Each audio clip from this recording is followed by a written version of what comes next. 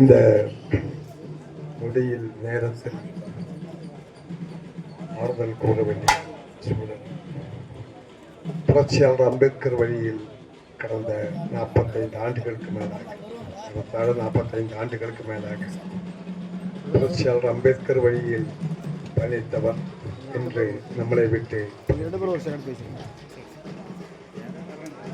மாமேதை லெனின் அவர்கள் சொல்லுவார், புரட்சியாளர்கள் புதைக்கப்படுவதில்லை, விதைக்கப்படுகிறார்கள். இந்த தருணத்தில் அண்ணன் ஏபி அவர்கள் நம்மளை விட்டு பிரிந்தாலும் நானும் அவர் இங்கே புதைக்கப்பட போவதில்லை, அவர் விதைக்கப்படத்தான் போகிறார் என்று நம்பிக்கை எனக்கு உண்டு. எனக்கு முன்னதாக இரங்கல் உரை ஆற்றிய அண்ணனுடன் பயணித்த திருவண்ணாமலை மாவட்டத்திலிருந்து வருகை புரிந்திருக்கின்ற சேட் அவர்கள், மிகப்பெரிய பாடகர் அவர்கள் ஒரு செய்தியை குறிப்பிட்டார். விடுதலை சிறுத்தைகளின் ஆரம்பகால மேடைகளில் 2 நபர்களின் பெயரை சொல்லும் போது மக்கள் கூட்டம் ஆர்ப்பரிப்பார்கள். அது ஒன்று அண்ணன் திருமாவளவன் அவர்கள் பேசப் போகிறார் என்றால் அங்கே இருக்கின்ற அந்த கூட்டம் அப்படி ஆர்ப்பரிப்பார்.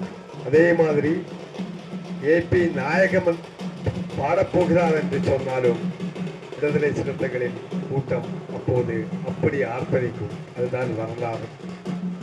கூட்டத்தை கூட்டுவதற்கு ஒரு கலை உண்டு.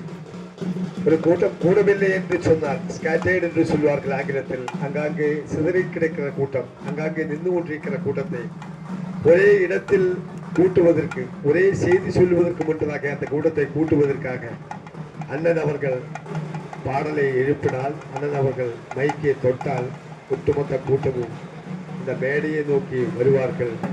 அவர் ஒரே ஒரு குரலுக்காக அப்படி ஒரு கெட்டி போடுகின்ற குரல், மக்கள் சிந்தனையை கெட்டி போடுகின்ற ஒரு குரல் வளம் அண்ணனுக்கு இருந்திருக்கிறது. அண்ணனோட பாடல்கள், அதாவது அடக்குமுறை காலங்களில் காவல்துறையும் அரசும் வந்து ஒடுக்கப்பட்ட மக்கள், விளிம்புநில மக்களுக்கு எதிரான போராட்டங்கள் நடத்திய போது வெறும் பறையின மக்களுக்கு மட்டுமல்லாமல் அருந்ததியின மக்களுக்காகவும், குறிப்பாக தென் மாவட்டங்களில் டீப் என்று சொல்லக்கூடிய தியாகி இமானுவேல் பேரவையை நடத்தி கொண்டிருந்த மரியாதைக்குரிய அண்ணன் சந்திரசேகர் அவர்களின் இயக்கத்தின் பல்லர்களை வழிநடத்திய அந்த இயக்கத்துக்காகவும் தென் மாவட்டங்களுக்கெல்லாம் சென்று அண்ணன் பாடியிருக்கிறார், பேசியிருக்கிறார்.